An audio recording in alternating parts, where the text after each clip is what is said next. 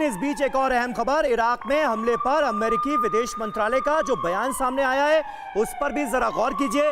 हमले में अमेरिकी ठिकानों को कोई नुकसान नहीं पहुंचा है, यह कहा गया है। इराक सरकार मामले की जांच करा रही है, ये कह रहा है अमेरिका।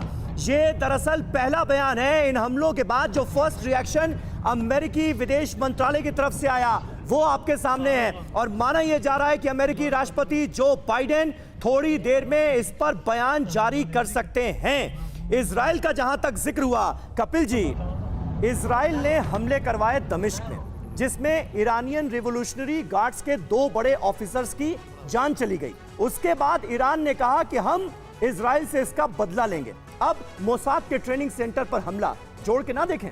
नहीं, वो ठीक है, इन दोनों के बीच में कोई नई चीज नहीं है। हाँ। ये दोनों के बीच में कई सालों से चल रही है। वो 2 मारते हैं एजेंट, वो 4 मारते हैं, वो मिसाइल चलाते हैं, वो 2 मिसाइल छेड़ते हैं, पैलेस्टीन, इजराइल, ईरान का ये चलता रहता है।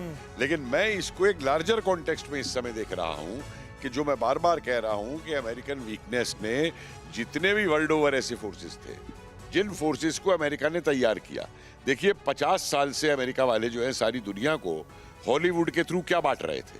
टेररिज्म और युद्ध। सारी फिल्में इन्होंने दुनिया में जो बनाई हैं और दुनिया में जो फैलाई हैं, जो मीडिया का आज हम इम्फेक्ट कहते हैं, वो सारा टेररिज्म दुनिया के अंदर, टेररिस्ट टेक्निक, कैसे टेररिस्ट अटैक होने चाहिए, कैसे उनका काउंटर होना चाहिए, कैसे लड़ाई होनी चाहिए, ये अमेरिकन हॉलीवुड ने सारी दुनिया को सिखाया है। और आज वो उन पे जब वापस पड़ रहा है तो इनको हाय हाय हो रही है। ठीक है, ठीक है। महत्वपूर्ण ये है कि किस जल्दी से सर, 10 सेकंड, सेकंड। हाँ। किस प्रकार से चीजें बढ़ रही हैं और जो ये युद्ध शुरू हुआ है, आप देखिए उसके बाद जितने भी आर्म्स डीलर्स हैं उनके शेयर के भाव बहुत तेजी से ऊपर बढ़ रहे हैं। तो जिस देश की जीडीपी 9.6% कम हुई हो, क्या इस समय युद्ध लड़ने की कंडीशन में है?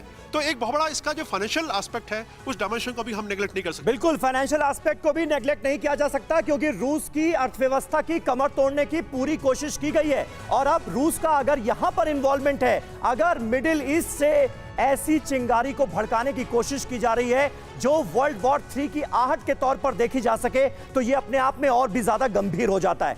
फिक्र आपकी, सोमवार से शुक्रवार रात 9 बजे सिर्फ TV9 भारतवर्ष पर।